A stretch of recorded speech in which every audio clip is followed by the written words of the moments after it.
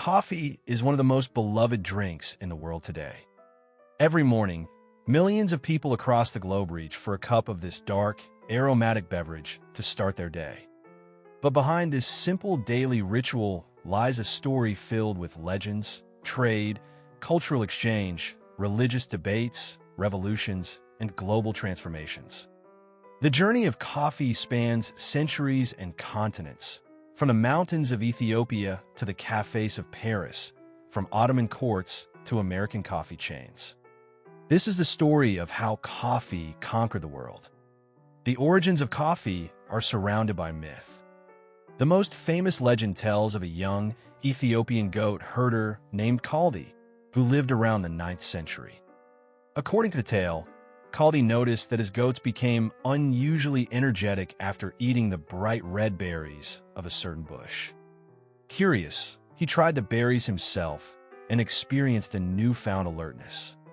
Word spread, and soon local monks began using these berries to stay awake during long hours of prayer. Whether or not this story is true, Ethiopia is indeed the birthplace of coffee, and wild coffee plants still grow there today. Botanically, coffee comes from the coffea plant, a tropical shrub that grows best in rich soil, warm temperatures, and high altitudes. The plant produces red or purple cherries, each containing 2 green seeds, what we know as coffee beans. Harvesting requires care, often done by hand to select ripe cherries. After picking, the cherries are processed in 2 main ways: the dry method, where they are sun-dried and later hulled, and the wet method, where they are pulped, fermented, washed, and then dried.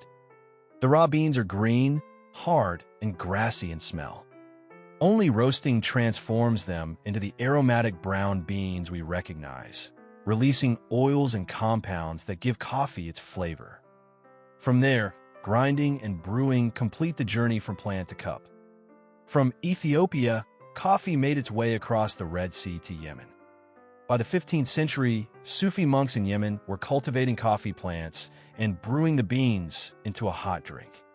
Coffee quickly became an important part of religious practice, helping monks stay awake during nighttime devotions. The port city of Mocha, located on the Red Sea, became the world's first great center of coffee trade. The very word mocha still reminds us of those times, although today it is more associated with a style of coffee drink than with the port itself. By the 16th century, coffee had reached the Ottoman Empire, where it became deeply ingrained in culture. Istanbul's coffee houses flourished, serving as gathering places for political discussion. Coffee even shaped marriage traditions. In Ottoman society, a woman could legally divorce her husband if he failed to provide her with coffee. From the Ottoman world, coffee spread to Europe in the 17th century. At first, Europeans regarded it with suspicion, calling it the bitter invention of Satan. But when Pope Clement VIII tasted it, he declared it so delicious that it should be baptized as a Christian drink.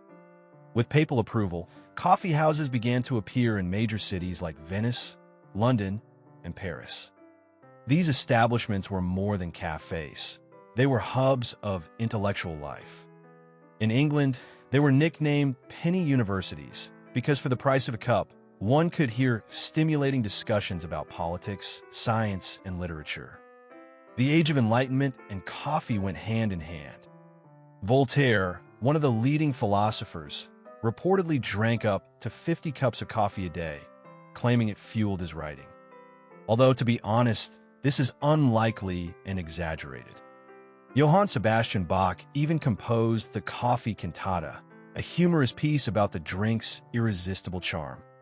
In America, coffee took on a patriotic meaning during the American Revolution. After the Boston Tea Party of 1773, when colonists protested British taxes by dumping tea into the harbor, drinking tea was seen as unpatriotic. Coffee became the new symbol of American independence, and its popularity in the United States has never faded since. Russia also played a part in coffee's history, though it was introduced there later than in Western Europe. Coffee arrived in the Russian Empire during the 17th century, initially reserved for the nobility. By the time of Catherine the Great in the 18th century, coffee had become a royal passion. Catherine was known for drinking her coffee strong and in large quantities, so much so that she had a dedicated servant whose sole duty was to prepare it.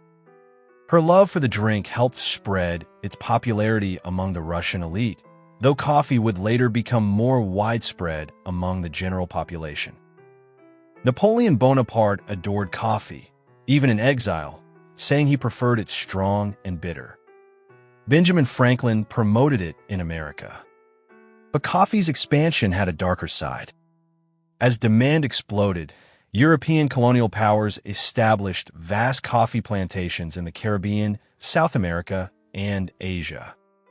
These plantations often relied on enslaved African labor.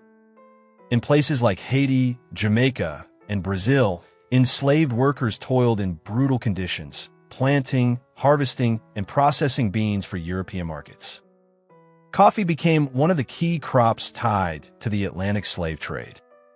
Even after slavery was officially abolished, systems of forced and exploitative labor continued on many plantations.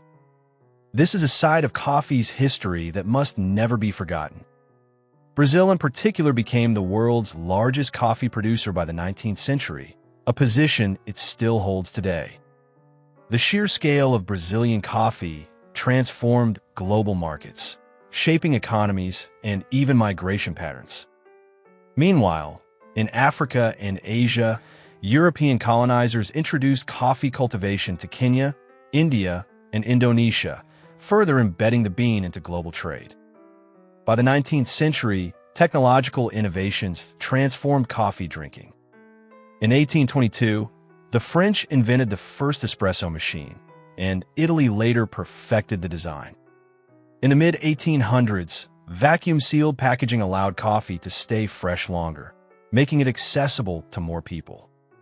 The late 19th century also saw the rise of instant coffee, first developed by Japanese-American chemist Satoru Kato in 1901. These innovations made coffee more convenient and available to the masses. In the 20th century, coffee culture diversified. Italy became the home of espresso bars. Vienna was famous for its grand coffee houses, with marble tables and chandeliers. In the United States, the rise of diners and later coffee chains like Starbucks created a new kind of coffee culture, centered on quick service, customization, and global branding. The latte and cappuccino, once strictly Italian drinks, became worldwide favorites. Coffee houses returned to their original role as spaces of conversation, study, and work. In the 21st century, coffee continues to evolve. Specialty coffee culture, sometimes called the third wave, emphasizes quality, origin, and craftsmanship. Baristas treat coffee like fine wine, discussing flavor notes, terroir, and brewing methods. From pour-over and cold brew to nitro coffee on tap, the ways to prepare and enjoy coffee are constantly expanding. At the same time, instant coffee and mass-market brands still dominate global consumption, showing the wide range of coffee experiences. Today, coffee is more than just a drink. It is a symbol of energy, creativity, community, and even identity. Whether sipped slowly in a Viennese cafe, taken as a quick espresso shot in Rome, or carried in a paper cup on the streets of New York, coffee reflects the culture around it. It is both ancient and modern, simple and sophisticated, local and global. From the Ethiopian highlands to every corner of the modern world, the journey of coffee has been remarkable. It has shaped economies, inspired revolutions, connected people, and fueled creativity. The next time you drink a cup of coffee, remember, you are part of a tradition that stretches back more than 1,000 years, a tradition that has changed the world in ways few other drinks ever have. Thanks for watching. Like, subscribe, and comment to join the journey through history. See you in the next video.